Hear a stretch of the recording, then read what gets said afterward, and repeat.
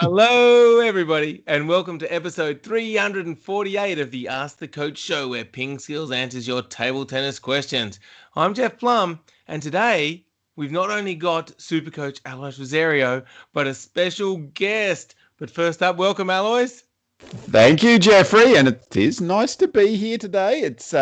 I'd have to say, we've almost got British-like weather here today, Jeff. It's cold. Very appropriate. It's cold. It's rainy, and it is appropriate because our special guest today, and I'd like you all to welcome Tom Lodziak. Welcome, Tom. Hi. All right. Thanks for Welcome, having me, Tom. Jeff. Yeah. Now, Tom. Just a little bit about you, and I'm sure a lot of our listeners already know who you are, but you're a latecomer to table tennis, starting table tennis in your mid-20s, which I think is really interesting. We'll ask you a bit about that later. But also now you're a level 2 coach in the UK.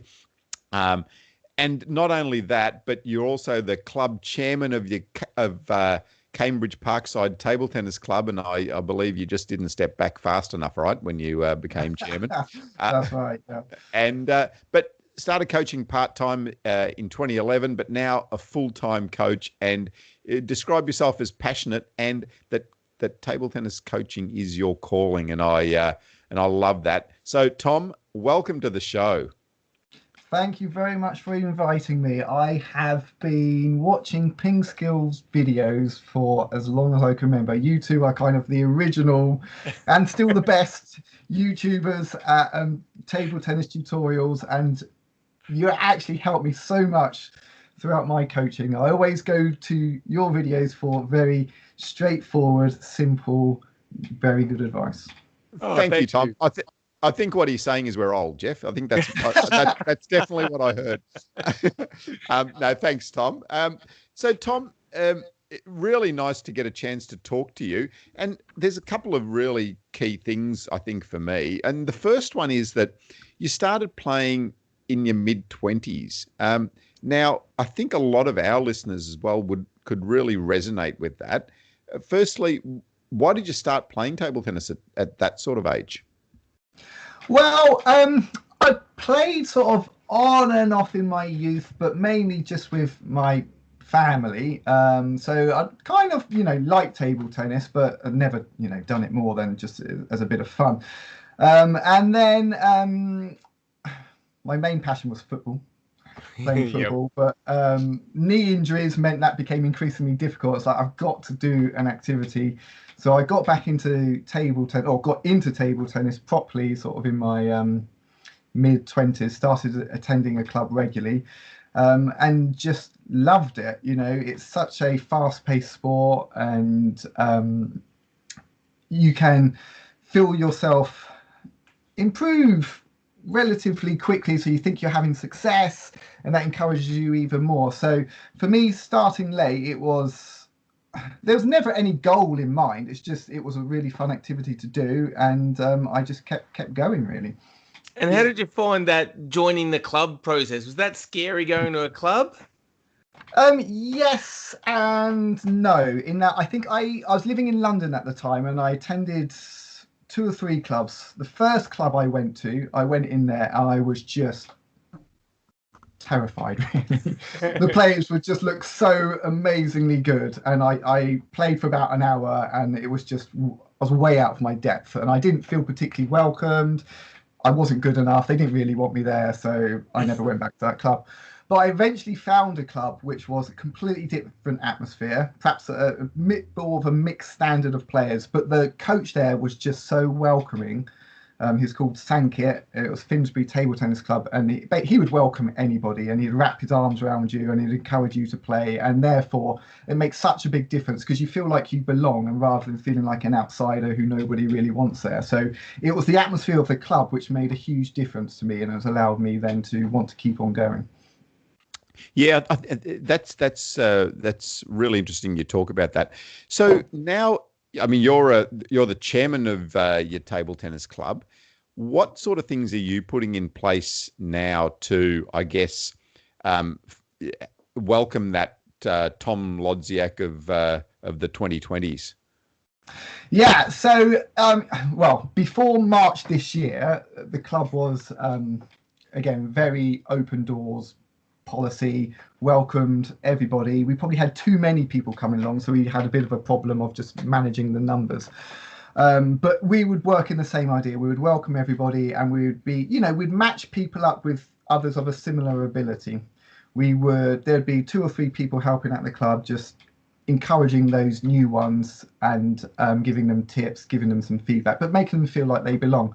At the moment, it's a little bit harder because we're having to completely restrict the numbers to sort of meet the coronavirus guidelines. We still have the club open, but it's just more restricted, so there's less people who come along. However, we still do have a few more along the beginner lines who are coming along to the club, and again, we just do our best to make them feel welcome, give them some advice, and importantly, just tell them that, you know what, if you just keep turning up, if you just keep coming, you will get better and better, and then you will feel like you belong, and then there's going to be another new beginner come, and then you're going to help them develop as well. So it's this trying to create this atmosphere that we always try to help people who perhaps aren't quite as good as us, because that will help them improve, then they can help the next people. And the beginner at the moment, 4 or 5 years time, might end up being a really, really good player. Yeah, I think building that culture is what you say there is key.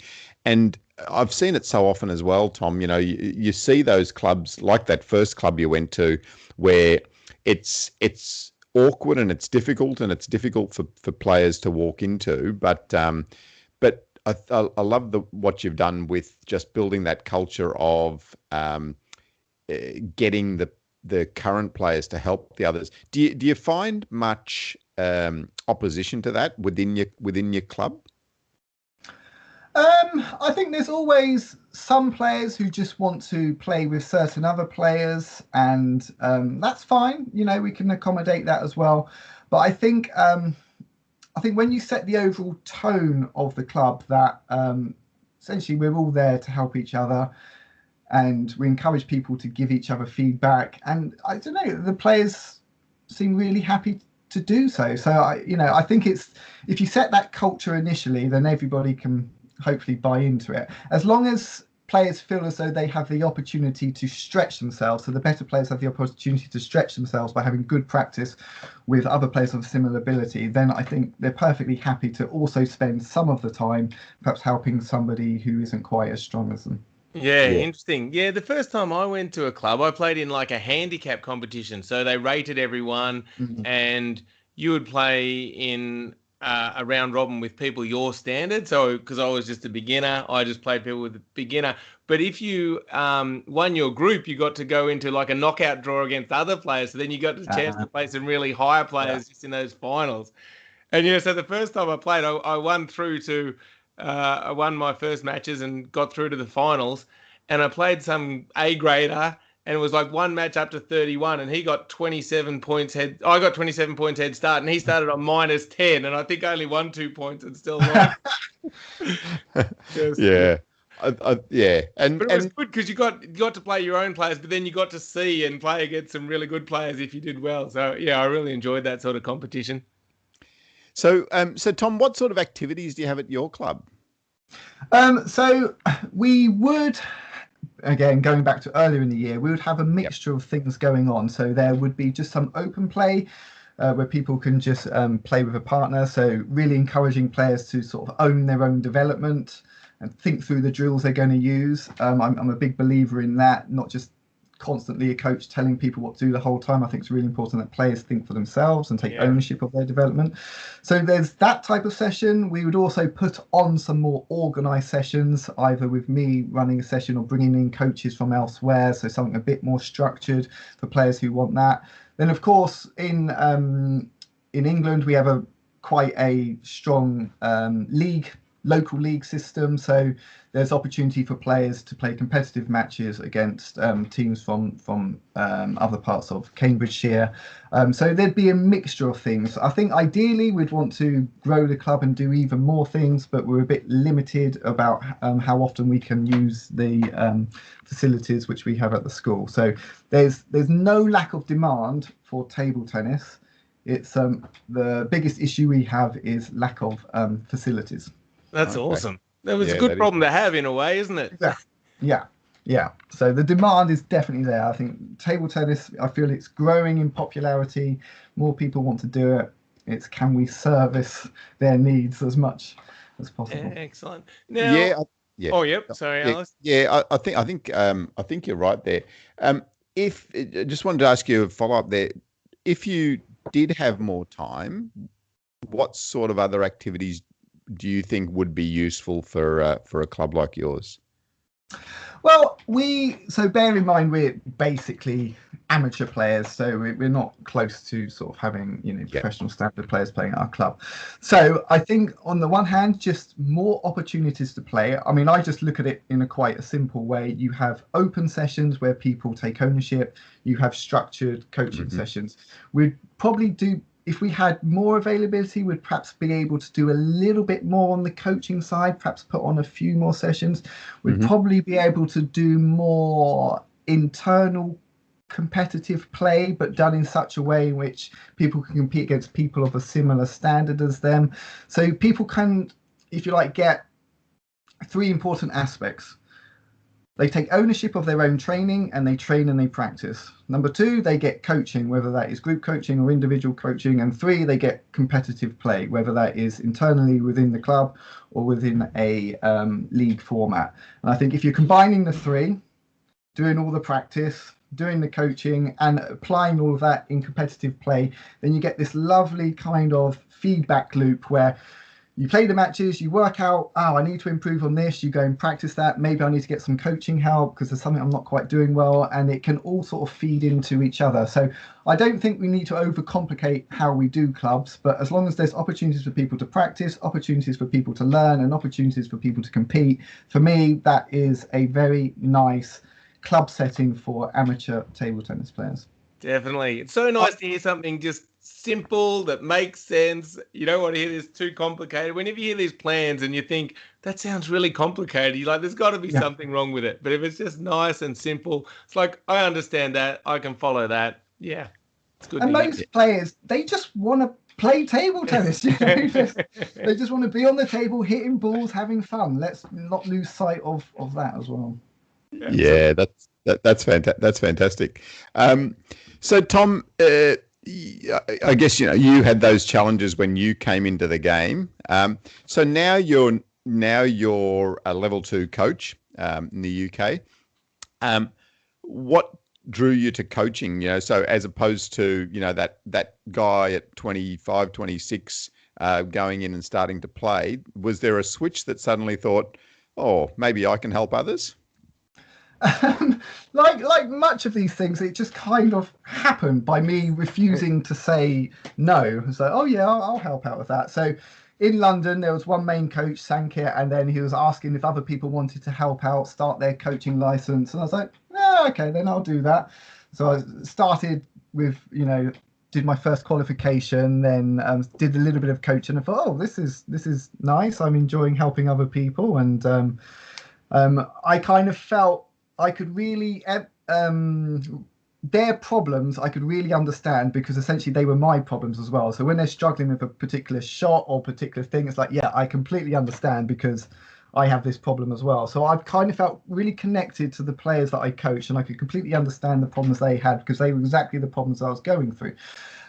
So that kind of gave me some initial encouragement to keep coaching because I was enjoying it. I felt I was helping people. Plus, I really quickly discovered that there's this huge gap at the moment in terms of coaching structures. So much of the coaching is geared towards juniors, quite rightly so. We want to develop our juniors, we want to make them good.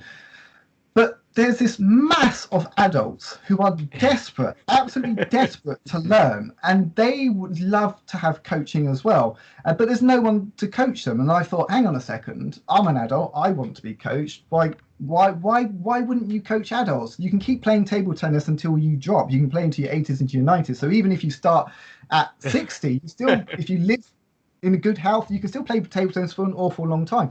So for me, it's kind of like, well, it doesn't matter if you're a junior or you're a 70-year-old. If you want to improve, if you have that desire to improve, then why not? So by me then starting to offer my services, I was just kind of being inundated really with people who want to be coached, and primarily adults.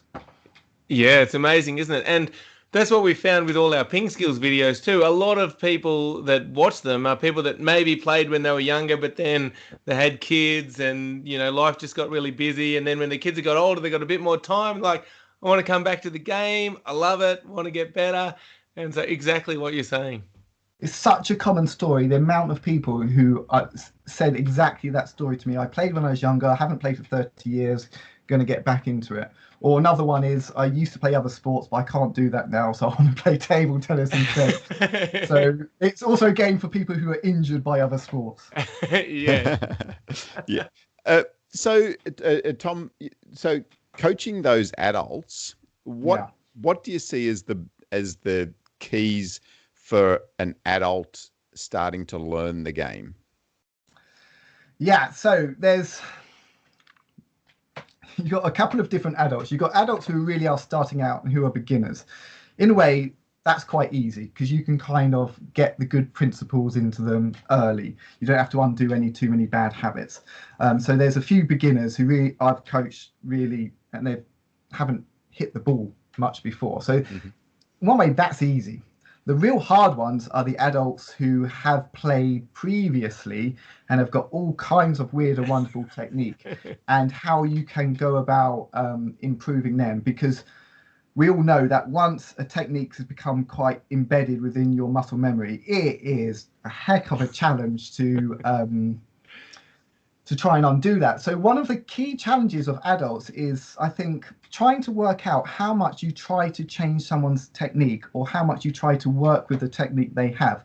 Because you can spend an enormous amount of time trying to change someone's habit, but the habit is so ingrained that you end up just messing them up even more. So is there another way of doing it? Is it saying, okay, technically what you're doing might not be, as good as a professional player, but if we can make it consistent, if we can make it reliable, it can still be effective. And therefore, you don't have to waste all this time completely changing the way you play. You can take the advantages of what you have, which might be a little bit unusual, unorthodox, but that can still be hugely effective at amateur level table tennis. Yeah, very interesting. Yeah, I think that's really good, Tom. I think, I mean, there's definitely not one way of doing anything in this game, but I think that's true of kind of any sport and stuff. Like I've been watching a lot of the cricket lately, and you look at Steve Smith batting, and he just defies all the rules about how you should bat, yet he's one of the best batters in the world. So, I mean, especially at amateur level, why try and change something if it's going to be hard when you can still make improvements in other areas? Yeah. And I think at amateur level, I mean, for most people, their goals is maybe just to improve their win percentage, maybe move up a division, maybe beat a player they've not beaten before. And so their goals are much more modest. So therefore, you don't have to play like a professional. At amateur level, you can really play any particular playing style you want and actually have lots of success and reach the top division of your league or something like that, or be one of the best players in your club. So it provides a huge scope of how you can play table tennis. And for me, that's really fascinating. It's fun because you don't have to get everybody to play in exactly the same topspin way. There's huge scope for playing in different ways, and it's very varied, and it makes it a lot of fun, I think. I think something you said earlier resonates with me too, Tom, and about the club and the structure. So you talked about they have the opportunity to play some games, and then they have the opportunity to make some changes in that practice type scenario. And I think thinking about it that way makes a lot of sense to me. So what does your game look like, and what do I need to then, improve to make my game better? Not what does my forehand look like? What do I need to do to make my forehand better? Yeah, absolutely. I mean, sort of an interesting. Whenever I publish videos on YouTube of myself playing, the consistent feedback that I get from people watching is how terrible my forehand technique is. And they say your backhand's okay, but your forehand's terrible. But in reality, in a match situation, it's my forehand where I win the vast majority of my points, and it's my backhand which breaks down. So even though my forehand technique looks in a way which people think it's pretty rubbish, actually I found a way of using it which works for me and I can win points. Whereas my backhand, which I've had to kind of relearn, is the shot which I'm far less confident with. So even though it might look like it's a little bit better, I feel less confident. So then I have that feedback from the match situation. I know it's my forehand. I'm perfectly happy with it. How much do I need to change the technique? I don't know. But I'm going to improve a lot more if I can massively improve my backhand and be much more consistent on that. So therefore, I take that feedback in a match situation. I go to practice. I perhaps have a bit more focus on my backhand. It's still not quite right. Perhaps I get some advice from another coach. Look at my backhand. What do you think I could do better? And therefore, you have this feedback loop. Yeah. Nice. Yeah. Your story reminded me of one of the Australian coaches. He started later. We've got a famous Australian player, Brian Berry, that started in his 20s. And he has a very unusual forehand. It's really whippy, but it's a deadly weapon. He gets so much topspin on it, it's almost impossible to block. Yeah. But presumably his technique is in a way that if you looked at it, you wouldn't coach anyone else to play. Correct, you certainly wouldn't. A shout out to you, B. Brian, out there, yes. Brian Berry. So yeah, you mentioned there you started the YouTube video. So how did you get started with YouTube, and what encouraged you to start there? Well, I saw these two guys from Australia and they were doing some really interesting things. No, do you know what? I kind of started, I was thinking, look, I want to be a table tennis coach. I want to make it a full-time career. I'm not sure whether just the coaching itself is going to financially make that work. Is there another way that I could generate an income? So I came up with this idea initially that I was going to do an online course, which I kind of did, and table tennis for beginners. So it's going to be a course and people could then pay for the course. And in the process of doing that, I uploaded one or two of the videos onto YouTube and just left them there, forgot all about it. Yep. The course never really took off. Not that many people signed up to it. But when I checked the couple of videos I posted onto YouTube about a year later, they were starting to get all of these views. And I thought, oh, that's interesting. Maybe I'll actually just put some more videos on YouTube. And it kind of just grew from there. And then, whatever I was doing in the way that I was talking was obviously resonating with some people. So I thought, well, I'll just keep going. Awesome. Yeah. And it's amazing, isn't it? Just to think like how many people you can reach through a video like that as opposed to just at your club. Yeah, well, exactly. And which is also, it's exciting, but then also gets a bit daunting because you kind of think, I'm putting myself out there again. You got to not worry what people think. Tell you how bad you are, and it's like, okay, all right. Thanks. Let me just close my eyes, look at the comments. You have to have a bit of thick skin about it and not worry too much about what other people think. And that's right. That's right. Go, Alice. Speaking of your videos, Tom, I saw one of you with Des Douglas. Now, Desi was one of my heroes, and I actually had the privilege of playing against him in about 1986. And it wasn't pretty, I tell you. He was. We're both left-handers, and he has one of the best backhands in the world, and I have probably one of the worst backhands in the world. And he was just kicking that backhand into my backhand, and I do remember I thought, okay, I'm going to have to do something here, and I just thought, okay, I'm just going to have to tee off on a backhand. So I did hit the cleanest, sweetest backhand I've ever hit, and Desi in his inimitable way just stood there, one finger up in the air, bat to the ball, just kicked it past me, and before I'd even finished swinging, the ball was going back past me. But Des, that reminded me a bit about you were talking a little bit earlier about technique. Yeah. And you don't have to have perfect technique. What do you see in Des? Des is a hero of mine as well. I just love the way he plays table tennis, and I think because technique-wise, if you were to analyze his technique by modern day standards, you'd say his technique is very flawed. In some respects, you would never coach people to play like Desmond Douglas, but it kind of, I think people are missing the point a little bit. When you actually look at the things that Desmond does really well, there is so much to learn. So Desmond has very short strokes. He stays up to the table. And I've been on training camps where Desmond Douglas has been doing demonstrations, and is normally doing a demonstration with a younger player who has lovely flowing move, big rotations. And Des, even though, is in his 60s, he knocks them all over the place because the skills, what he has learned, the ability just to see the ball so early, to take the ball quickly off the bounce, and he pressurizes the other player, constant pressure. They have no time to play. And it's just, for me, beautiful to watch. I know that when he was sort of in his heyday and he was going along to the England training camps, the other players would kind of look at him and say, how can Des be so good? He does everything wrong. He jumps in the air. He plays his shot like this. But the players who perhaps were more observant were not just looking at how he was playing his shots. They're crucially looking at where is he putting the ball.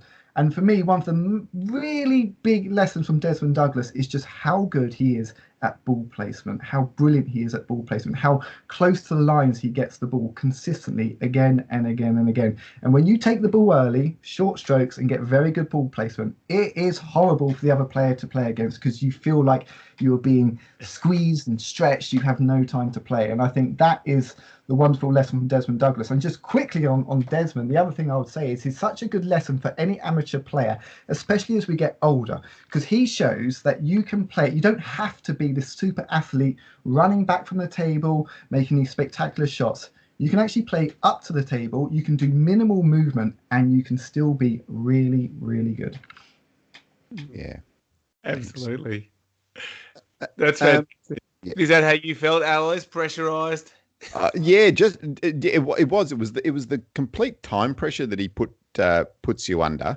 That ball's just coming back at you too fast. You just haven't got time to really to make any big strokes or wind up. And they also talked about his reflexes, but interestingly, I did read a little bit about his reflexes, and they weren't actually that good. When you actually put him on a timer and get him to press a button, but his ability to read what was happening in a game and to read his opponent was just amazing, and that's just what it felt like. It just felt like he was sitting exactly where I was going to put the ball. He was ready for anything that I could put at him, and players a lot better than me could put at him as well. Yeah.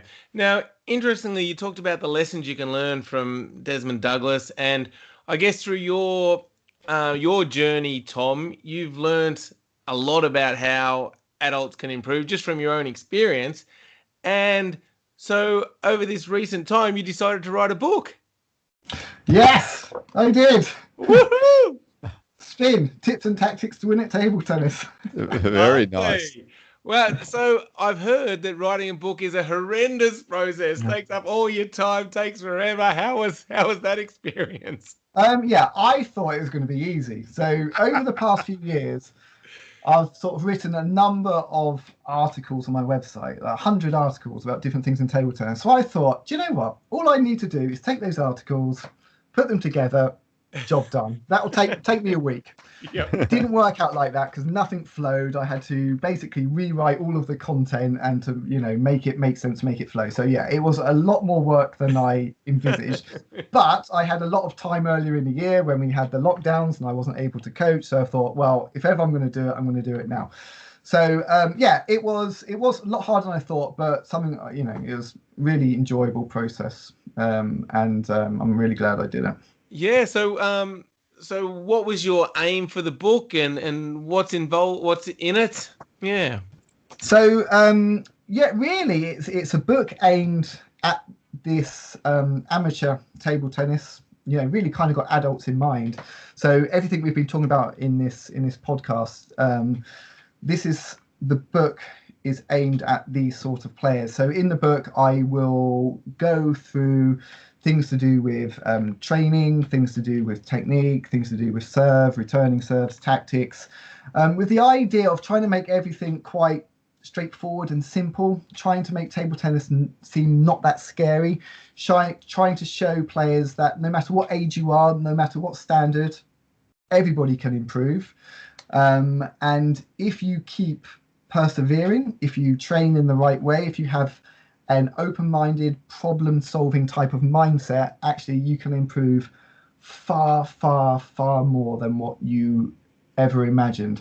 And I get sometimes players who come along to the club and they're perhaps sort of beginner intermediates, and they look at the better players in the club and they're like, "Wow, I'll never be up to their standards." And you just have to say, "Well, you know what?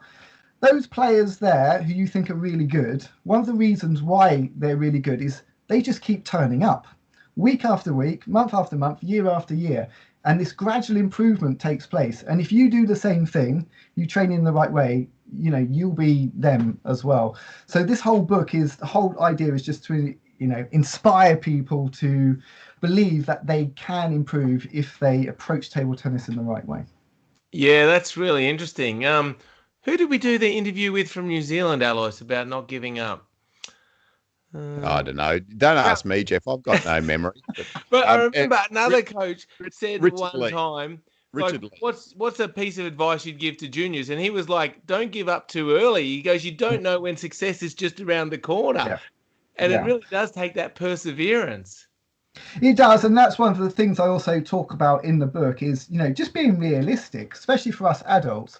Getting good at table tennis, it takes flipping ages. There's so much involved. The game is so fast, and you have to play enough that essentially you're not thinking anymore. Everything's done with your muscle memory, and therefore your body just reacts without you even knowing, because it's just so fast. So all of these changes in spin and all of these subtle things, which at beginning you just don't pick up, eventually you do start reading the different spins and you subconsciously react to what you see. But that process takes a long time. Most of us, we're talking years and years and years, 5, 10, 15 years, not 1 or 2 years. So it's being realistic with people as well. If people come into table tennis and think, I'm going to be a master of table tennis, it's only going to take me a year. I mean, I've never seen it happen. And maybe there'll be an outlier there somewhere, somebody who has become amazing in such a short time frame. But for most people, it takes just a much longer period of time, takes an awful lot of practice.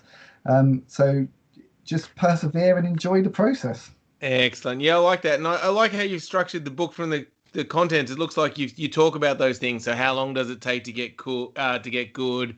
And yeah, we get this question a lot as well about like how often should you train? And that's a very difficult question to answer, isn't it?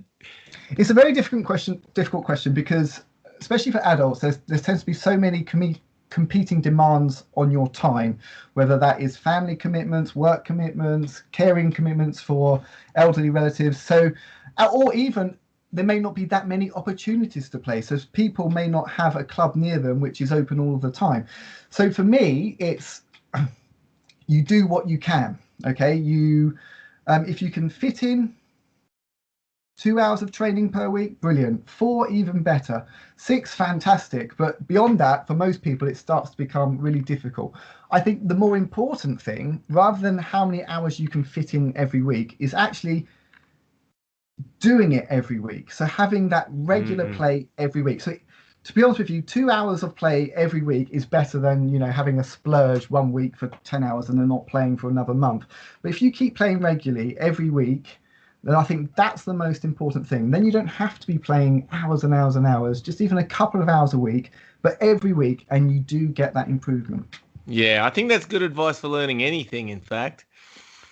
Yeah, we did a bit of an experiment a while back, Tom, on learning, and we were Jeff and I did 2 different skills, and we were only allowed to do 5 minutes a day, but we did every day for a month, and it was we sort of surprised ourselves how just that small amount on a regular basis was something that really helped us improve skills. Yeah, I like the concept.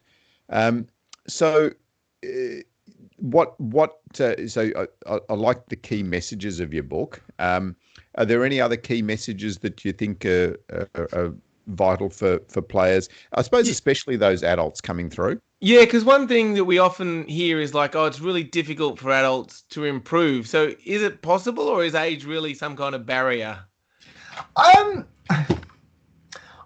I don't think age is a barrier. I'm not basing this on any great big study of data or anything like this. This is just my own personal experience I have with the players I coach. So I don't see a huge amount of difference between the learning capacities of a 12-year-old and a 70-year-old. For me, it seems to be down to a player's mindset and how they approach the game and how willing they are, how open they are to make improvement. So I can have a 12-year-old, by all accounts, 12-year-olds should be brilliant at learning. But for some reason, there's something a bit closed with the mindset and unwillingness to learn, and therefore, actually, the improvement doesn't happen.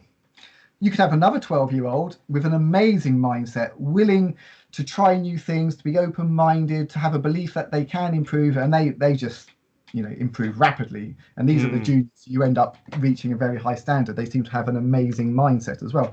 But the same thing applies with 70-year-olds. You can have a 70-year-old quite closed mindset. It's like, no, I've always done this. I'm not going to improve now. And do you know what? They don't improve. You have a 70-year-old who's just open to the possibility that if they keep practicing, if they keep persevering, if they maybe do one or two things different, they will improve. And they improve. Maybe they don't improve as rapidly as a 12-year-old, but they definitely improve. So I've seen no evidence from my own personal coaching that there is an age limit where people can just stop improving. I think we can, and that brings so much hope and so much excitement that as we age, we don't have to be limited by the fact that we are aging. We can just keep on developing and improving. It might be small improvements, but we can definitely still keep improving. You can keep playing table tennis till you drop, and you can still keep improving the whole time. Exactly.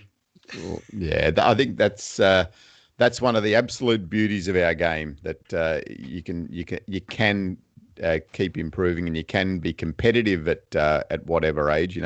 There are world championships for over 90, so we've all got plenty of time, Tom. We have. We had at the club last week. So there's a couple of players who I coach. One is a lady, and let's say she's 70. God, I hope I've got that right. Otherwise, she's going to be furious with me.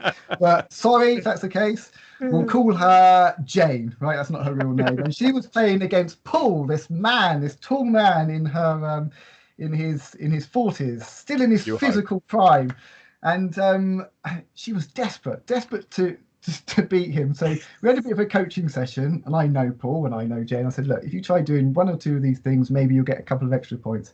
And so they played this match, and she won. She won 3-0. And poor old Paul was crestfallen. It's like he's just been destroyed, and he's so depressed with life.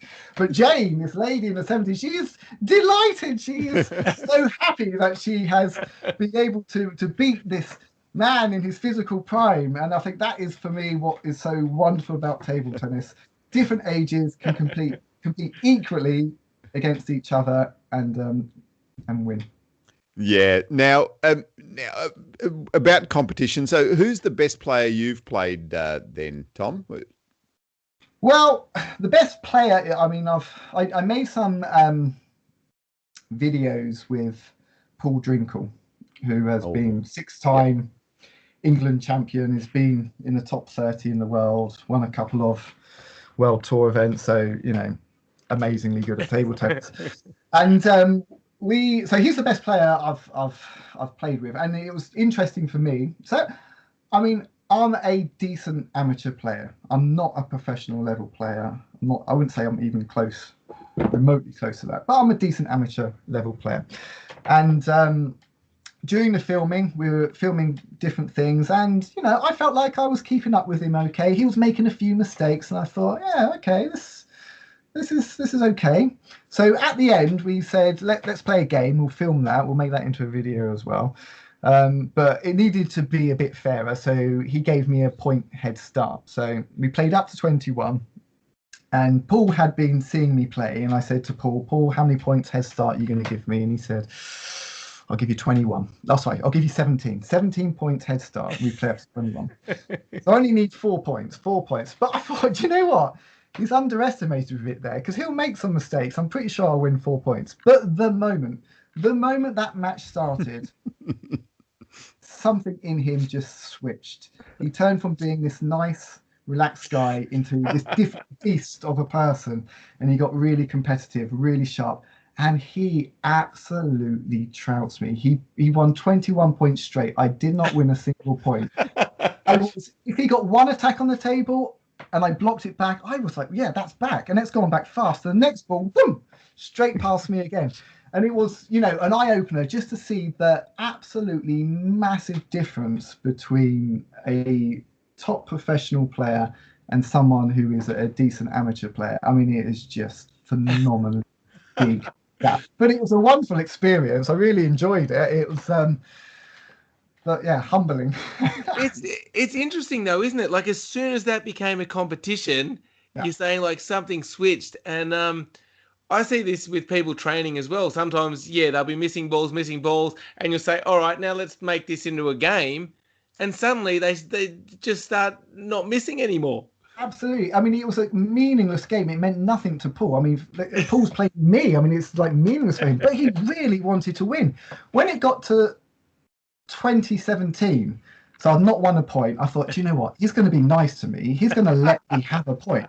Surely he will. Did. He absolutely ripped the last ball. He hit harder than all the others. It's like, you are not going to have a point. And, oh my. So, but for me, just brilliant to see that mindset that a player, no matter what standard of player you're playing against, he wants to win. And I thought, well, that, fair play, that is fantastic mindset. Yeah, and I think it also shows just the different layers of ability in table tennis, doesn't it? I mean, you talk about those players coming into the club and they look at that next level of player and they just think, oh my goodness, they're so good. And then those players are looking at you and saying, wow, look at Tom, he's so good. And then Tom, you're looking at a Paul Drinkle and being amazed. But, I think that, again, that beauty of table tennis is there's always that someone above you that you can try to aspire to. And I often wonder what it's like for a player in any sport. Like, let's say you're a professional player, but let's say in table tennis or tennis, like you're 100 in the world, which by almost everybody's standard means you are absolutely phenomenally amazing at table tennis. But compared to the number one player in the world, the number one player in the world is going to make you feel also a bit like a beginner. And it's like, how does that feel when you're professional and you still are made to feel like a beginner by someone who's even so much better than you? It must be, I don't know what that must feel like. It's a great thing about our game. I just to share a story. I remember going to Guam one year, and I was doing some coaching there, and I was in my late 40s probably, and the guy that was the president of Guam, taking me around to schools, and he's introducing me as the Olympic gold medalist. And and I just sat there and I thought to myself, just imagine how far away from that I am. But like these guys just didn't even blink. They just thought, oh well, yeah, this guy could be the Olympic gold medalist because he's better than me. And he can hit the ball a bit. It's. There's plenty of layers in this game, and I'll tell you, there's plenty of layers between me and an Olympic gold medalist. I'll have you know. Tom, it's been really great to have you share your experiences with us and with the listeners, and I think there's so many great insights there. For any player starting the game and wanting to learn more and just, how to navigate this world of table tennis as well. So, yeah, a really big thank you to you, Tom. Yeah. Thank you so much for having me on. I've been such a big fan of both of yours for such a long time. I think what you've done also for table tennis is absolutely fantastic. I think actually in the book, I have in the dedication page at the end, I think I do mention Alois and Jeff from PingSkills, because you absolutely have so shaped some of the stuff that I do as well. So thanks, Tom. Big thank you so to both of you for the influence you've had on me. Jeff, did you hear 50% royalties? Is that what you heard? Yeah. So if people want to find out more about you, I'm sure all our listeners know, but if they haven't, what's the best place to go to find you? I think just start on Google, type in Tom Lodziak. You'll come up with either my website or my YouTube channel. If you did want to go directly to my website, it's tabletenniscoach.me.uk, but just as easy just to type in Tom Lodziak and I'll appear. Great. And how do they get hold of your book? What's the best way for them to get hold of your book? So my book, it's you can find it on many Amazon stores. So if you just type in Spin Tom Lodziak, again, that should come up. On my website, I'll also have a link to where you can purchase the book if that is something that you're interested in doing. Yeah, I think after hearing your story that there'll be a lot of people that are interested in getting their hands on a copy, and it'll be a great read for a lot of people. And as I said, just for you to be able to share those experiences that you've had already is great. And you're hopefully just giving those new players a bit of a step up from where you were able to enter the world of table tennis. Yeah, I think that's the idea. I think we are increasingly, there's so much information available for any player. And YouTube is fantastic for that. There's more and more coaches putting things on. You guys you were to begin with pretty much the sole voice out there. But in this past couple of years, there's just more and more coaches putting information out there, which on the one hand is fantastic because you get to see lots of different viewpoints. But on the other hand, it starts to become a bit of a minefield. It's like one coach is saying one thing, another coach is saying another thing. I don't understand which one is correct. So I think the purpose of the book is just trying to navigate your way through that and perhaps to show you from my personal experience what is necessary for an amateur player to improve. We don't all have to play like Marlon to be really good at table tennis. There are other ways. Technique isn't everything. What you do with the ball, where you put the ball, is just so important and can bring you a long way. Well said. All right. Well, thank you so much, Tom. Thank you, Alois. And of course, thank you to all our listeners. We appreciate all your support. So yeah, make sure you Google Tom Lodziak, check out his stuff, and we will see you again in another episode shortly. Now, Jeff, don't forget, there is an opportunity for them to win the spin. So, so we're going to give away a free copy of the book. Yeah, I think Tom is. Yes. So, yeah. But to do that, you're going to have to answer a question, and the question will be, who is the best player that Tom has played against? And if you want to include the score there, you can as well. But Tom probably doesn't want you to include the score. So, yeah. So who is the best player that Tom has played against? And Jeff, how do they enter? They go to the PingSkills website and they click on their name and then they click on competitions and it'll be there. They'll just have to answer that question there. And I think we'll give them a week or so. You'll see the dates up there and just answer that question there. And from all the people that answer correctly, we'll randomly choose one person to win the book. Wow. Excellent. So that is well worthwhile. Yep. And from me as well, Tom, a big thank you to you for making yourself available and for sharing your experiences. You're welcome. Thanks. Bye, everyone. Okay. Bye-bye.